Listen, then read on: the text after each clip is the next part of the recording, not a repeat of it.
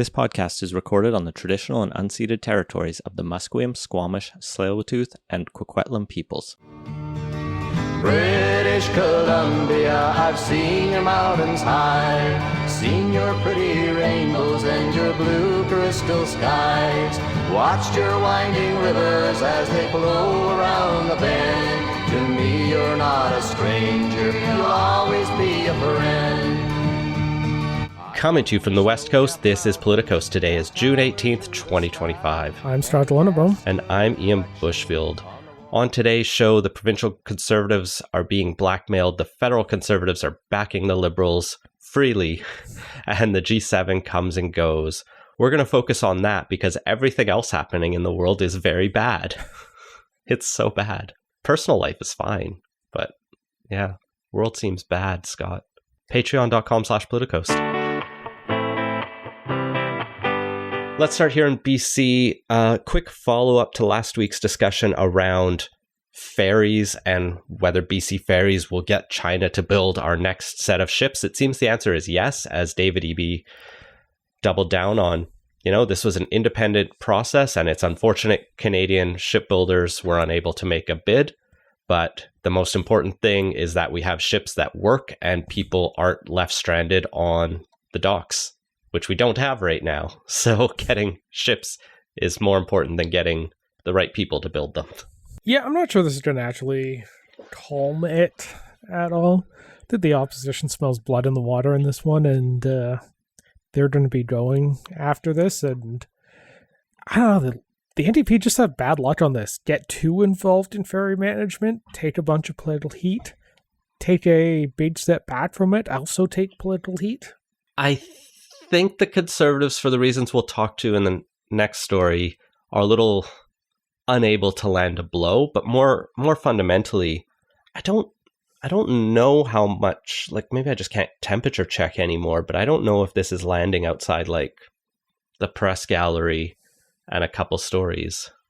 Like, it made its hay, but is it going to continue amid everything else happening in the world? I don't know, we'll see. To the extent it does, I think it's going to be one of those things that wouldn't be a clear, you'll see the poll numbers reverse, but yeah, it could easily be the thing that gets thrown out just when people are like rattling off the things that annoy them about the government, or it adds to a general sense of annoyance that's not entirely conscious, but builds up over time. I think the determining factor will be whether the ships come in on time and on budget and work. And if there's any scandal with that, or if there's evidence when they arrive, they're full of like spy cams and shit, that will backfire. Well, but if people get working ships, I'll probably be fine with it. What's the delivery date on those? Is that like, 2030, 2032, something like that? Yeah, 4 to 6 years, I think. Yeah, so okay, yeah. Next government's problem. 2029 to 2030. Well, I was more thinking that, that period corresponds to when a lot of Western Pacific analysts think that there might be a confrontation in the Taiwan Strait between China and Taiwan, and that could also introduce a bunch of risk on this one politically, particularly if we're still in the building and acquisition phase there. We'll have to see. 2029 to 2029 is the first one they expect to enter service, so TBD. The Conservatives have their own drama this week, as it was released that John Rustad has been writing to his caucus to warn them, as well as staffers, that former colleagues are going to release blackmail materials if a bunch of them aren't moving over. He's not naming 1BC or Dallas Brody specifically, but it's pretty implied that, like, those are the people trying to... It's not a long list of other people it could be. Yeah. And Healy, who's like kind of just in the, I just want to be an MLA and represent my constituents, doesn't seem like the guy to be doing that sort of thing. Yeah, the one with principles. quote, "We will not allow ourselves to be lowered by manipulative, dishonest, and malicious actions of people who see fit to potentially criminally blackmail others. This is sociopathic behavior," is Rustad's comment to his caucus. He's considering whether to call in the RCMP. David Eby said today that if the Conservatives don't refer the matter to the RCMP, the government will, because that makes life fun when you can sick the RCMP investigation on your opposition parties and let the cops make their lives hell. Yeah, though, like, you know, so doesn't seem super great to have a premier directing the police to investigate, especially considering the line out of the province anytime there's been something the police have done or not done. The line is always, well, they're independent. We can't possibly give them direction on anything. I'm very interested to know what the materials are. Apparently there are texts, emails, and other materials that Rustad alleges these people have that could be released to, if they don't, switch to the new party and start supporting them. For her part, Dallas Brody has called this wild lies that are baseless, false, and defamatory, which is what you would say. Yeah, it's very weird. 1BC is also arguing that the Conservatives' March annual general meeting was rigged and stacked with South Asian supporters who were paid to vote the way Mr. Rustad wanted, which also seems like a potentially false, baseless, and defamatory statement of her own. Yeah, sure does. Or maybe just paid for their transportation, which is something that every party has done for every meeting they need. Yeah, and like every party where there's any disagreement about the future of it, which, is pretty much every party, except maybe shortly after winning an election and being in government mode. There's always those debates, and there's always a case where people try and rally their supporters, build up a group of people to come out to the meeting to help back them. Like, that's just party politics. It's just incredible That's basically how Alberta has changed premiers for like the last 50 years. It's incredible to just come out with this new party, and one of the first things you do is argue about the internal dynamics of a different political party. Like, are they trying to build their own thing, or are they just trying to collect some cash through the extra legislative stipends until they can either force Rustad out or rejoin otherwise? I don't know. Like, I could see the strategy on that one where, conflict gathers attention, although in this case it seems to be not them driving the press on it, but the Conservatives, as they were rising to replace BC United, they benefited a lot from the dysfunction of BC United. Is somebody going to jump ship? Like, the more attention is placed onto the up-and-coming party or the splinter party or the one that seeks to replace it, generally the better, because let's face it, in like a week or two's time, nobody's going to be talking about whatever Dallas Brody said in question period or in a debate somewhere. It is all very good for the NDP when the opposition parties are bickering among themselves rather than having any coherent critique of government. So from that point of view, this is not... Although, as we just talked about, they are being able to deliver that a bit. Though I'm sure the Conservatives love to switch back to that. But yeah, I don't know. I just think recently, it's actually striking. The BC Conservatives seem to have done a better job of oppositioning than the Liberals or United ever did. They seem to have landed more stuff and gotten more to stick, and when there has been a problem, gotten it more front and center. But I wonder if that says more about how milquetoast the latter BC Liberal and BC United opposition was.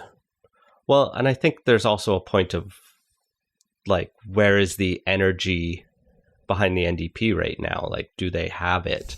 It seems like, they didn't run the most inspiring election campaign. It was one largely based on fear and just kind of like keep those guys out.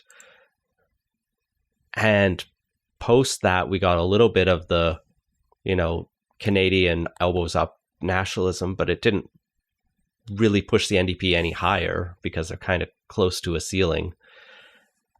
And so we're just in this like classical point where the NDP sits at the low 40s and the free market or center-right coalition sits in the same realm, sometimes a little bit higher, and the Greens are kind of non-existent. That's the other story here is 4 days ago, the Green leadership deadline to apply to become a leader came and went, and there have been no announcements out of that party. We've heard some rumors that people are interested in the leadership, but no one has officially been announced.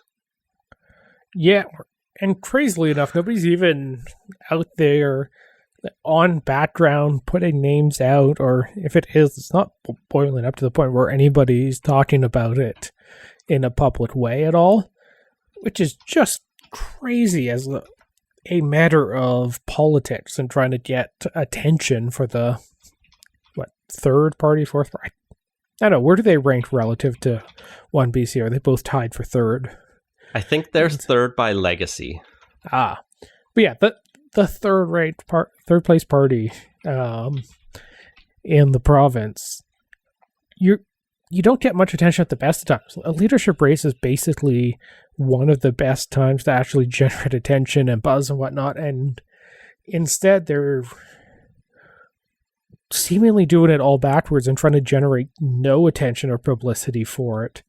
And even the candidates that would be trying to compete for the membership and get their ideas out there, get their face out there, and have people in the party talking about them aren't even doing that in public way, or the public with a layer of plausible deniability way, which is often how leadership get tested as a basic gut check on it. Ryan Clayton, who we've had on this podcast in the past, has noted on his Substack that there's a bit of a battle of editors going on the Green leadership race Wikipedia page, where someone keeps adding Adam Bremner Atkins, who was a candidate in Port Coquitlam and is like the secretary of the party right now on the board.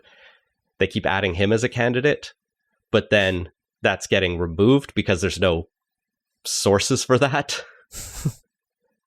Not clear if Bremner Atkins wants the job, but someone thinks he does.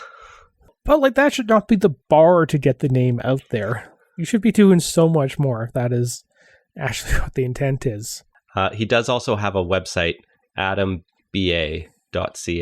but it doesn't say he's running because I think you can't officially say you're running until you're greenlit. So it's just like a page about him with a link to Leadership 2025.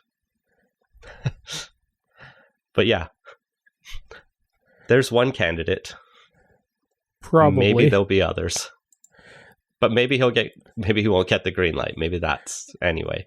Yeah, the Green Party has confirmed to various media outlets that there are at least two candidates, but nobody seems to know or have enough to publish beyond that.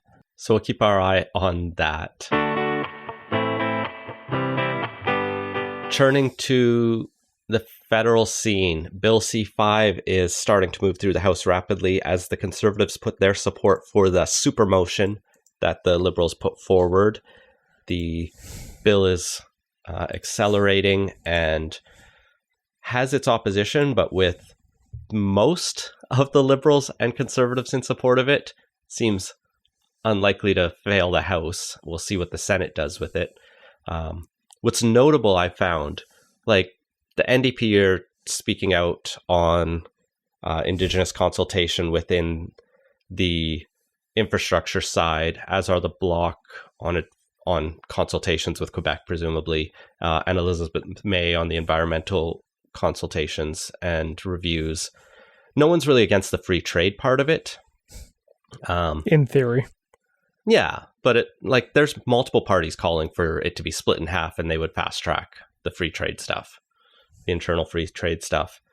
What's really interesting, I find, is multiple Liberal MPs have gone on the record, notably Nate Erskine-Smith, but he's not the only one, expressing various level of concerns about the need to amend it or study it further. We'll see what happens when push comes to shove and they have to vote on the thing, but if enough conservatives are on board, although it sounds like they want a couple amendments too, but it's not clear exactly how much. Just some clarifying ones. But time's going to be limited with this new get her done kind of, I think, by Friday this week. Yeah, Friday, it was going to come down to an up or down vote, I think, by the end of day Friday on that. So we'll see how quickly this one gets turned around and released. But yeah, by the time you're listening to this may be a done deal, and in fact, probably will be at that point. It would have been nice to see BC NDP MLA speak a little more frankly about this, but I guess that just speaks to how we don't have any backbenchers in the province. The MLAs? Well, they wouldn't want to shine light on this, because I guess on Bill 15, on the provincial version of this. Because you have federal Liberal MPs, hedging a bit on a key bill of their government, but the BC NDP was unanimous around their bill. Yeah, although I think Erskine's was the only one that actually voted against it at the end of the day, from what I remember. The others just raised concerns, I think, but ultimately backed it, if I'm remembering the vote right on that. Yeah, I know. Erskine-Smith will periodically break with the party and the government on stuff. That alone isn't too surprising. The other ones are a little bit more, but there were no Liberal nays on the second reading vote. I'm just double checking it right now. There was a couple paired, but that's just a way to miss a vote. Yeah, it was pretty much by party lines. Liberal and Conservatives all supported it. Bloc NDP Greens all opposed it. Yeah, so the two things I'm going to be curious on looking forward is this a broader signal that the Liberal caucus is going to be a little more publicly unruly and willing to occasionally criticize the government, or at least publicly put a little distance between them and the government on various bills, as well as whether or not the Conservatives are just going to generally be more accommodating, or at least less reflexively oppositional to everything, and try and get some policy wins across the line. And I think we've generally seen hints that that's going to be the case. But I don't know. That could all change in less than 6 months, whenever Pierre Poilievre's back in the leader's seat on the opposition benches. It is very funny to go from the Trudeau-Singh alliance to the Carney-Scheer one. It's quite the shift in tone. Although one that's not entirely uninspected from the campaign, just a lot of the campaign boiled down to Hardy taking 85% of what the Conservatives promised, sand off a couple of rough edges, and generally not be Pierre Poilievre when talking about it, and that seemed pretty broadly popular. We'll include a couple links in the show notes of some of the further commentary and scrutiny of the bill. I particularly like the comments from Paul Daly from University of Ottawa, who says the bill's controversial but likely constitutional because it includes what are known as the Henry VIII clauses, a reference to the king who preferred to govern by decree rather than parliament. Daily notes that the Supreme Court has said Henry VIII clauses are constitutionally valid, and if this was challenged, it would probably come to the same conclusion. Other groups aren't as keen on Henry VIII clauses, but after the No Kings protests in the U.S., a King bill for Canada is quite apt. Yeah, that all goes to what we talked about the other week on kind of just even if we like the idea of speeding this stuff up, the route taken seems to be suboptimal versus fixing the underlying broken regulatory system that made these bills necessary in the first place. Yeah, I'll be really curious to see what amendments come through the committee. I know the Conservatives are talking about like more clear specifications of what a national interest project is, guarantees that approvals actually hit 2 years instead of just like vague promises. The Senate has also adopted a programming motion to possibly see the bill passed by the end of the month, so things will be moving quickly. But yeah, it's interesting to see such a big bill go so quick. One bill that didn't move quick was Bill C-26 in the last Parliament, introduced in early 2022, moved to second reading in 2023, and finally went to committee and passed the House in 2024, only to go through the Senate, and they realized that a different bill had already neutered half of this bill. And then the whole thing died before that's got to be fine, Parliament right? rose. That's got to be fine, right? Because it's not like this is covered an important area or anything, right? It's a cybersecurity bill that would allow the government to ban technology that it deems dangerous to our national interest. Okay, so kind of important. Probably not great that it lingered for 2 years and ultimately died because of a drafting error and Prime Minister resigning. But yeah, beyond allowing the government to make designations about supply chains of critical stuff, it also gives them more ability through the various regulators, everything from like Industry Canada to banking, telecoms, to the nuclear regulator, to require companies and important infrastructure to have cybersecurity policies and a bunch of other stuff related to making sure those are effective, which, I don't know, sure seems like you're playing catch up if you're doing that in 2025. Yeah, so that has just been introduced as Bill C-8. I think it's that thing because it has the same name and seems like it's focused on, just redoing that, but in theory with the error taken out. This bill dropped this afternoon and I have found no news coverage of it. So breaking Politico's coverage on this bill, probably be a news story out by the time you are listening to this, but it is another big one. So I expect some more analysis to come through. It's one of those bills that touches on a lot of things and I think did have some criticism when it was first introduced, and saw some amendments at committee, which also contributed to the confusion and legislative errors that were caught by the Senate, which, hey, look, the Senate, I'll begrudgingly admit, has some utility these days. Do the committees not have staff that can, check this sort of thing or anything? I think the issue was they changed this bill and introduced, and another bill passed at the same time, and that second bill affected how this one would work if it became law. Yeah, but there are staff and there are lawyers. They missed it, Scott. That's what happened. I'm not saying it's good.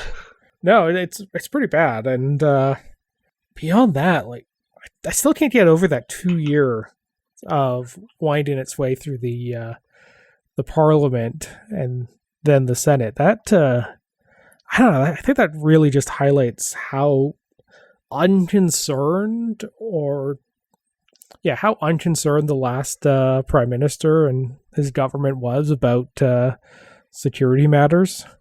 on that. It wasn't and just that. They were just bad at legislation. Yeah, they weren't good at it, but you can be like bad at legislation and still move critical national security legislation in a time less than 2 years. Well, apparently we're going to move an infrastructure bill through in 3 weeks, so... Yeah, I'm kind of likely we're going to get stuff done, Canadian government, as opposed to we'll make a bunch of announcements and then use a lot of boilerplate about values and stuff, but nothing will ever happen. Government that predominated for the last 10 years. Although it isn't worth noting, the infrastructure bill doesn't make infrastructure happen.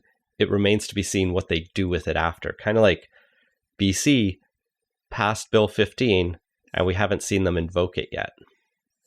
It's not been that long, but there was a big rush and push to get that through. And now the question is, well, what are you going to use it for? Are you going to use it to move the Olympic Village school through? Because that's facing yet another rezoning process in the city of Vancouver. And I don't know, getting an elementary school bill seems important.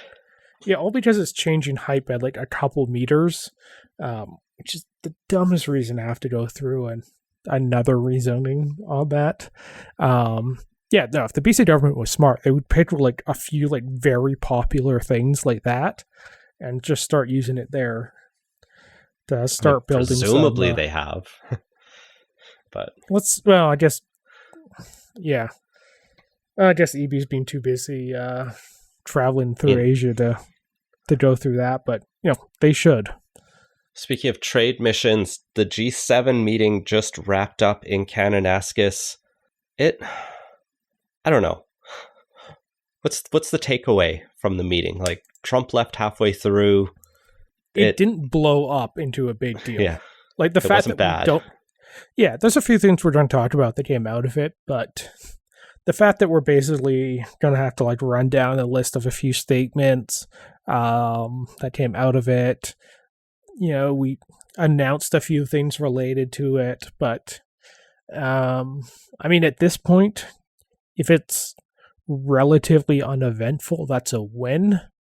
But yeah, there's no like big headline thing that indicates like a big direction change in G7 or taking on some new policy area that's going to be a big one on there.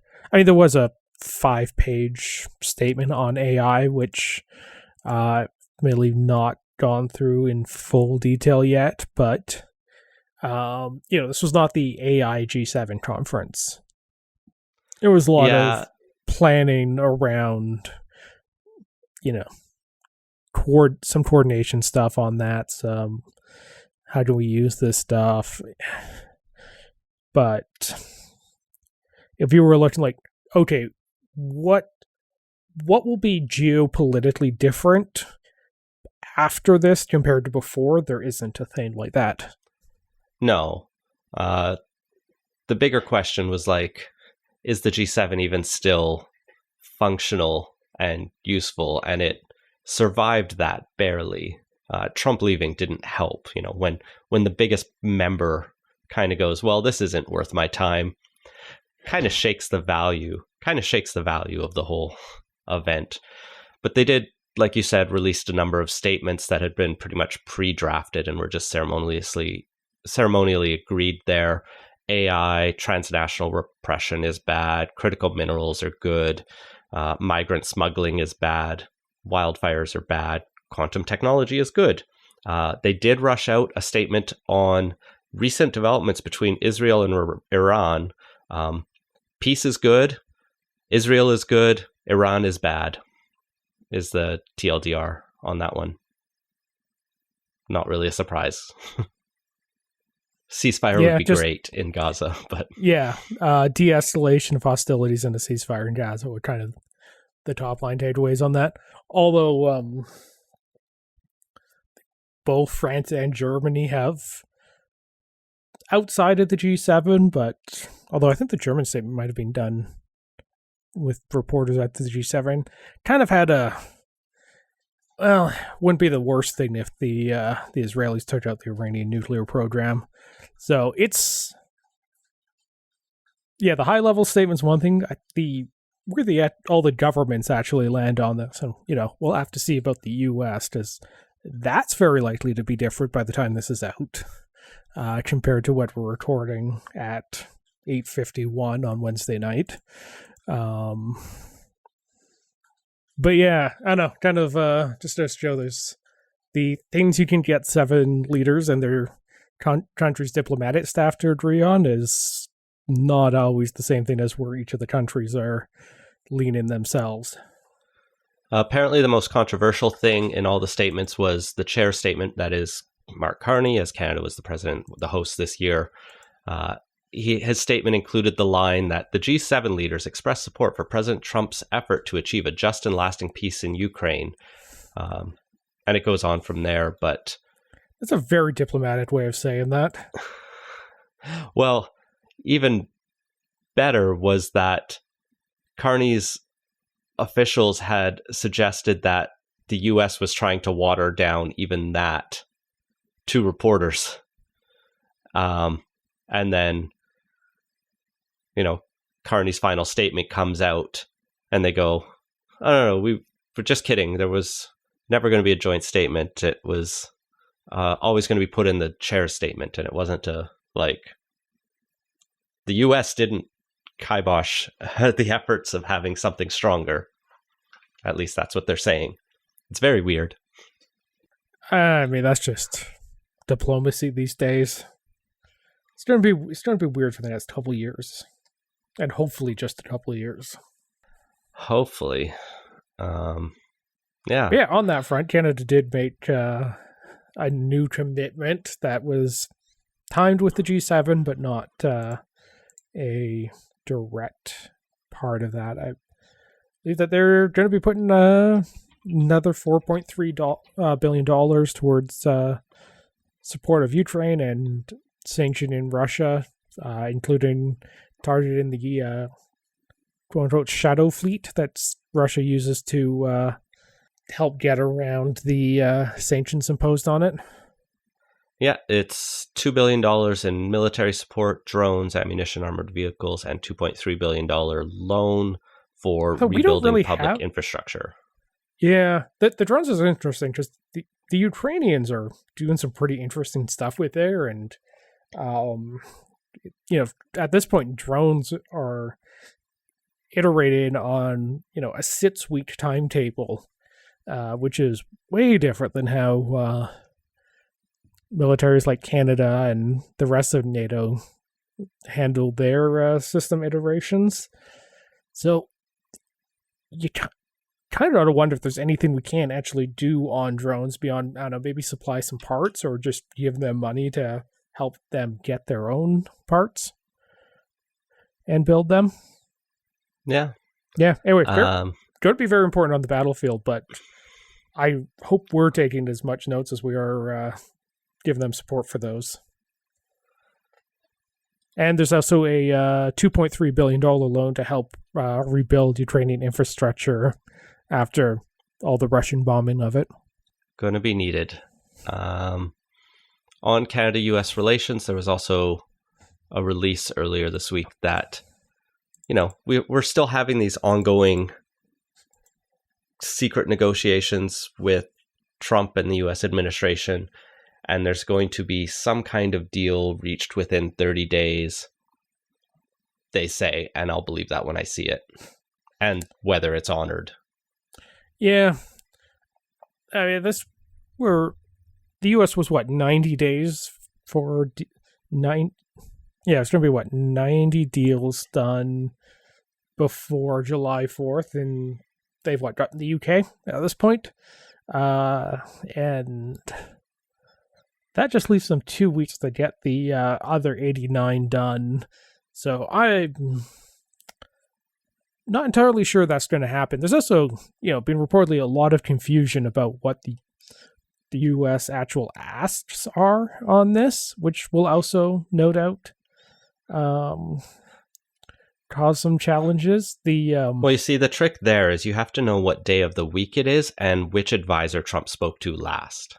Yeah, well, the Japanese basically pulled out of their talks on you guys can't even decide amongst yourselves what the asks are, so we're not going to do this until you figure that out and we can have a baseline to actually conduct these talks with. So, Makes all sense. of which is to say, the U.S.-Canada trade relationship is broad and complicated at the best of times, and without a high level of clarity on both parties and what they're looking for, I would imagine 30 days would be very optimistic. So yeah, I don't know. Maybe we'll get one by Christmas. Feels more likely than by July 18th. A little closer to home, the Coast Guard is in the news as the discussions have been in the media about whether and how much they will be integrated into the military. There were suggestions that liberal sources were looking at arming the Coast Guard and making it fully part of the military and counting it all towards NATO spending and giving them a security mandate. Some of this is in Bill C-2. Some of it is just like broad speculation, to which the Coast Guard Union says they have not been consulted at all about becoming, having a larger security mandate or becoming armed.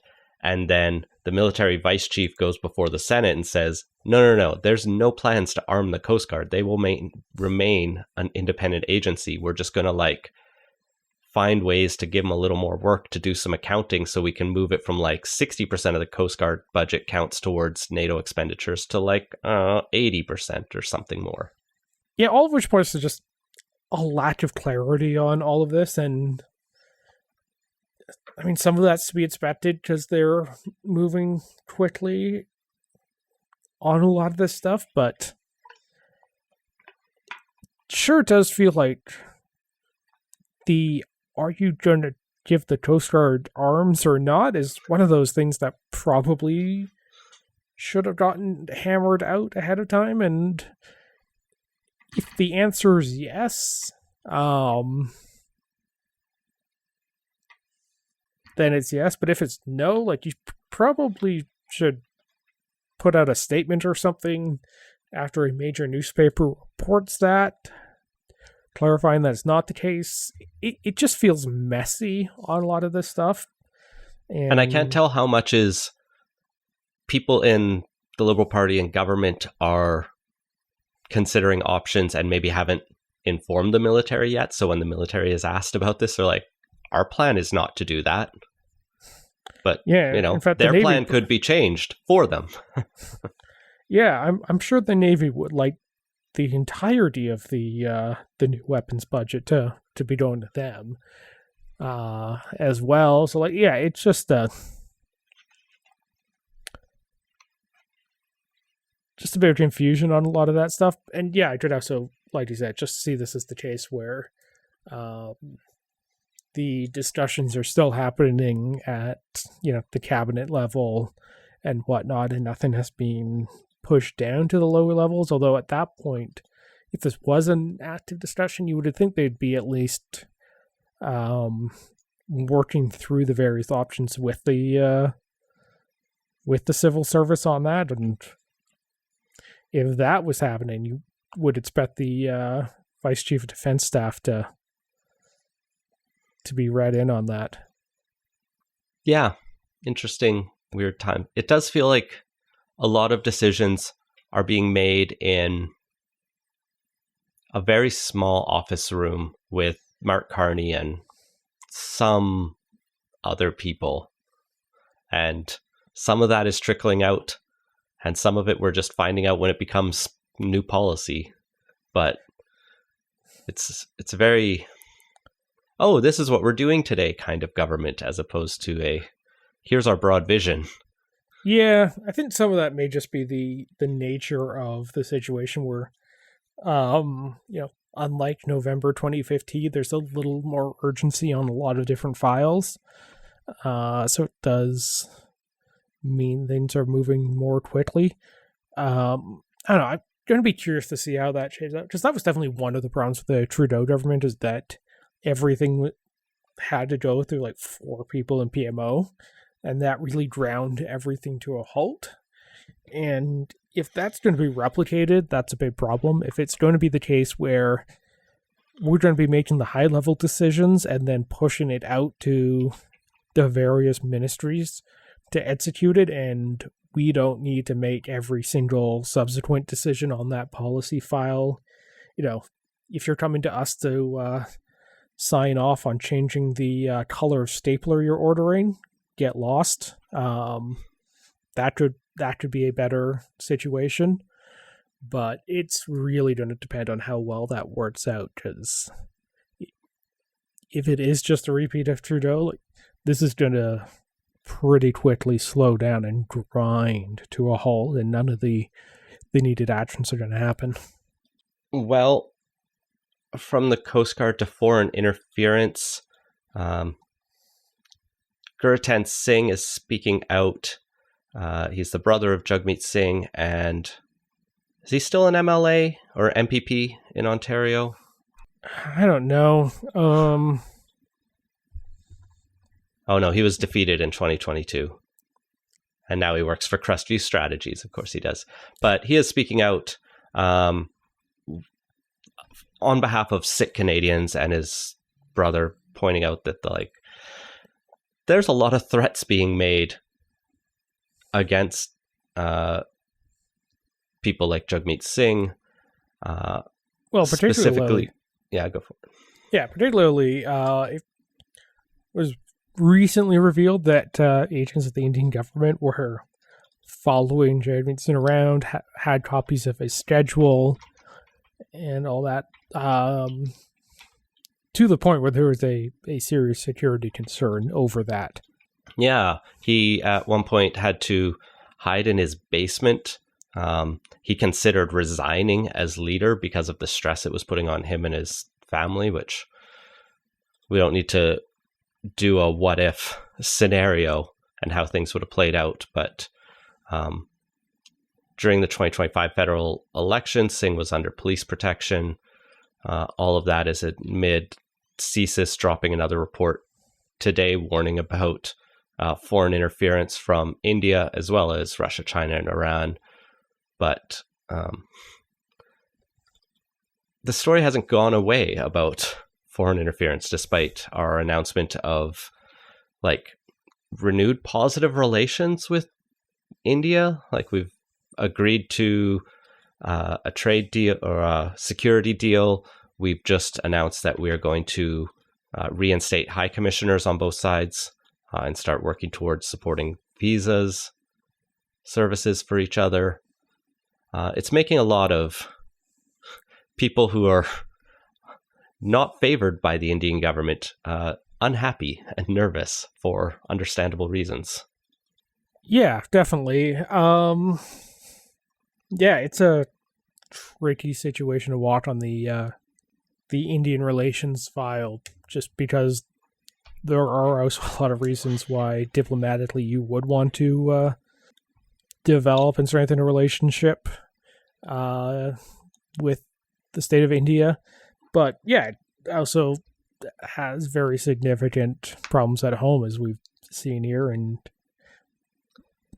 that sort of interference, the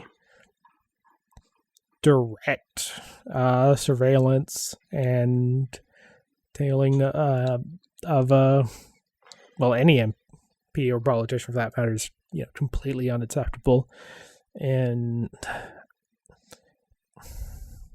I don't know, we need to do a better job of not just providing protection for politicians that need it, but also dealing more directly with stopping the threat immediately.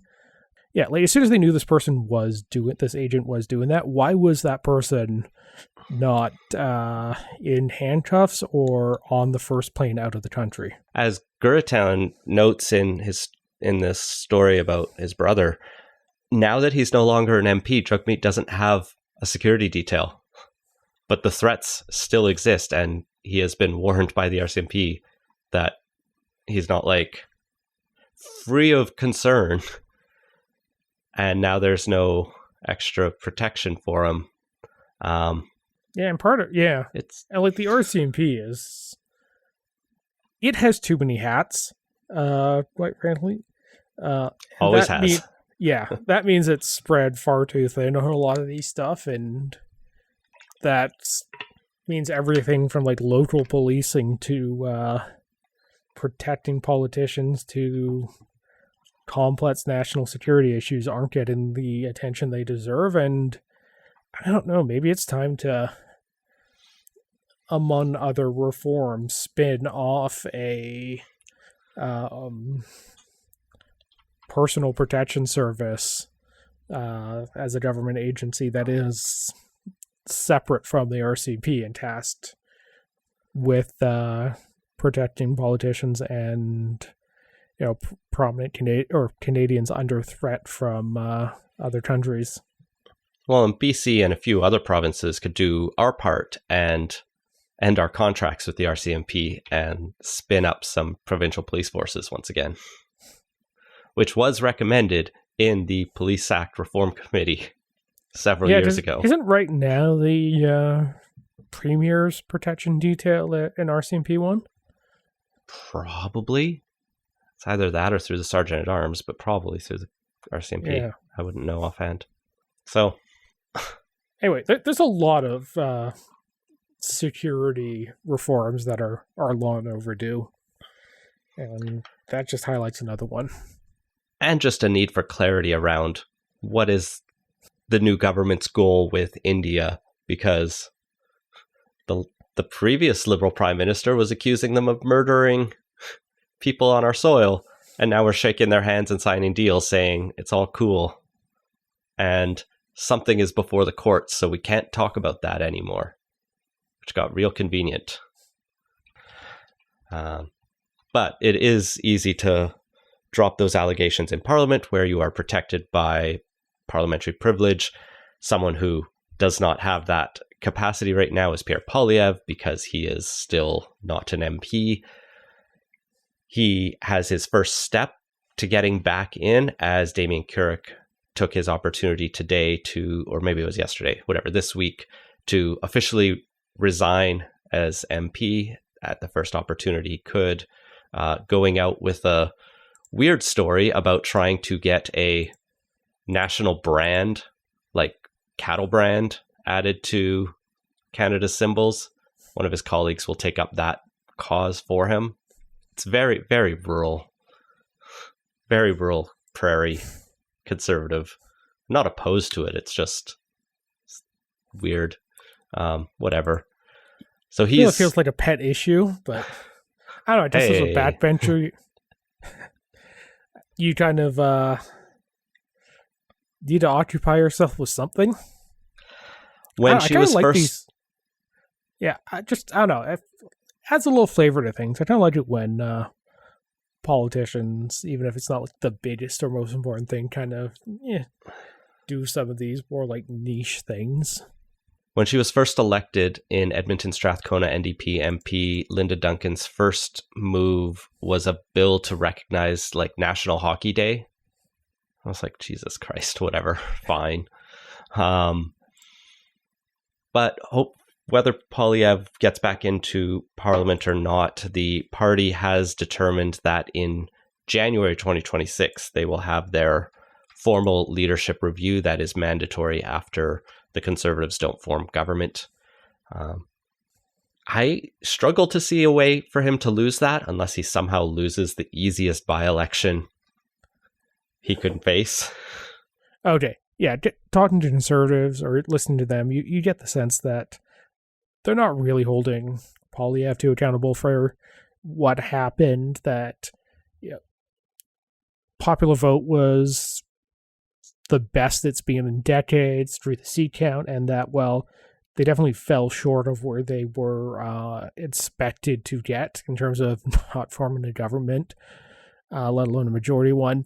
Nevertheless, that is generally seen as a outside factor of Trump, everything around that, and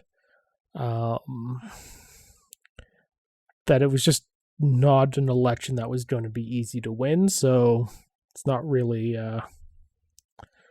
Poilievre's fault that they didn't win it, because nobody saw the NDP entirely collapse, or that the situation would change in the way it did. So potential that there could, in the time between now and January, have some discontent brew related to his performance, the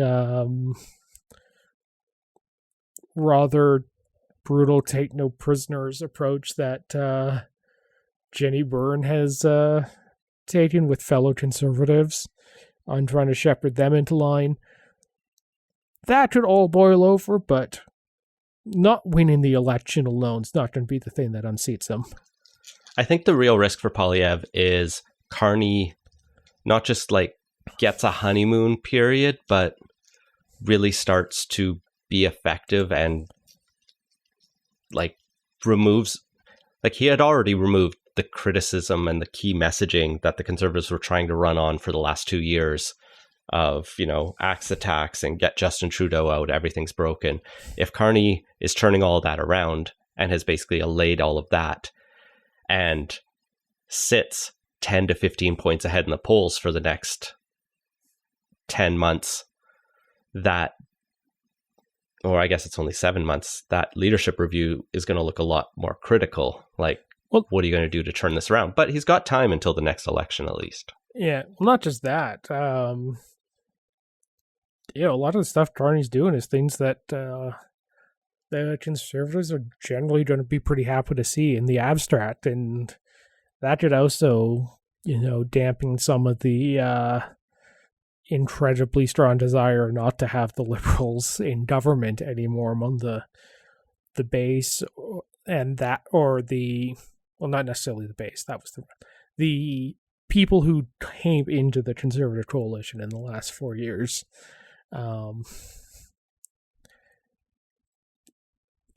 Just off to the side on the Globe and Mail article we have here for it, one of the links is to an op-ed that is headlined, "Mark Carney's early moves are making the Conservatives look like water boys," which is basically about how he's stealing all their thunder on a bunch of these files. So it could be the case that the Carney government that has tacked back to the center from the Trudeau era is going to take some of the wind out of the sails of the Conservatives, and in doing so, drive them down in the polls to more their like mid-30s normal position rather than the mid-40s, which is where they were for much of the last year, and the 42% they got in the election.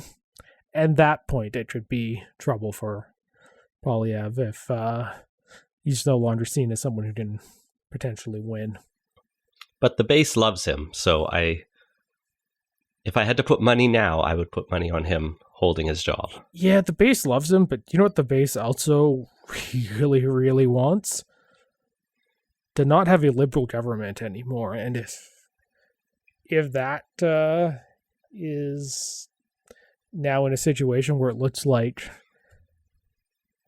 Pierre Poilievre can't deliver that could potentially go sideways, because the longer they're out of power, like the more they're just going to be in a "fuck, we want to win" more than anything else mood. And that has been Politicoast. Find links to everything we talked about at politicoast.ca. Support the show and get access to our exclusive Slack channel at patreon.com/politicoast. Our intro music is Beautiful British Columbia by Serge Plotnikov. Politicoast is a production of Leg and Boot Media. Audio editing provided by Jesse Woodward at listener-supported CHLY 101.7 FM in Nanaimo. Learn more at chly.ca.